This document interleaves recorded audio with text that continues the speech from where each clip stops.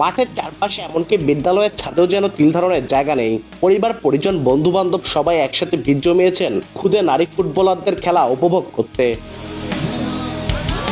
বগুড়ার গাবতলী উপজেলার সুখানপুকুরে রেলওয়ে বন্দর কৃষি সমবায় সমিতির উদ্যোগে খুদে নারী ফুটবলারদের নিয়ে টুর্নামেন্টের আয়োজন করা হয়। বুধবার বিকেলে চূড়ান্ত খেলায় মুখোমুখি হয় আরাফাত রহমান কোকো ফুটবল একাডেমি সিলেট ও রক্সি ফুটবল একাডেমি। উত্তেজনাপূর্ণ এই ম্যাচে নির্ধারিত সময়ে দুই দল 2-2 গোলে ড্র করে। আরাফাত রহমান কোকো ফুটবল একাডেমির হয়ে গোল করেন মৌসুমী আক্তার ও আলেফা খাতুন। অন্যদিকে রক্সি ফুটবল একাডেমির হয়ে 2টি গোল করেন মিম আক্তার।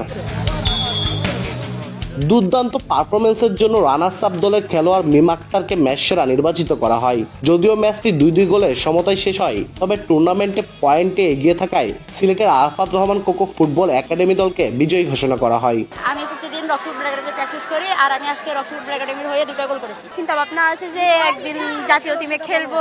ভালো লাগতেছে। আমি রক্সি ফুটবল একাডেমি থেকে এবার আমি ফুটসাল লিগ খেলতেছি চাঁদপুর ক্লাব থেকে। এই আয়োজন, এই এলাকার লোক এত বেশি এই খেলা দেখতে আসছে যা ভাষায় প্রকাশ করা যায় না। এই মাঠও খেলতেছে, নারীরা অনেক ভালো লাগতেছে। 2টা গোল করছে, এগিনেস্ট টিমও 2টা গোল করছে। আমি চাই আমার দল নেক্সট উইনার হোক।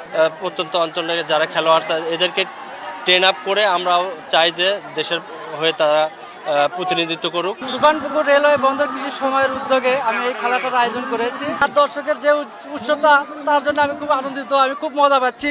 প্রধান অতিথি বলেন, গ্রামীণ সংস্কৃতিকে বাঁচিয়ে রাখার পাশাপাশি খেলাধুলাকে জিইয়ে রাখার মাধ্যমে তরুণ প্রজন্মকে সুস্থ ও ইতিবাচক ধারায় গড়ে তোলা সম্ভব। এই টুর্নামেন্ট শুধু একটি খেলাই নয়, এর মাধ্যমে বার্তা দেবে যে সমস্ত অপকর্ম, সামাজিক যে সমস্যাগুলো রয়েছে সেই জায়গাটি থেকে বের হয়ে এসে মানুষ যেন সুস্থ ধারার যে গ্রামীণ সংস্কৃতি, বাঙালির যে হাজার বছরের যে ঐতিহ্য রয়েছে, ধারা রয়েছেন যে ফুটবল খেলা, সেই সুস্থ বিনোদনের দিকে যেন আমাদের তরুণ প্রজন্মের ছেলেমেয়েরা আসতে পারে, অংশগ্রহণ করতে পারে।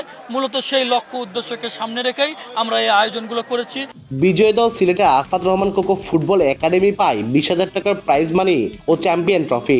অন্যদিকে runners up Roxie football academy দল পায় 10,000 টাকার প্রাইজ মানি ও রানার্স আপ ট্রফি।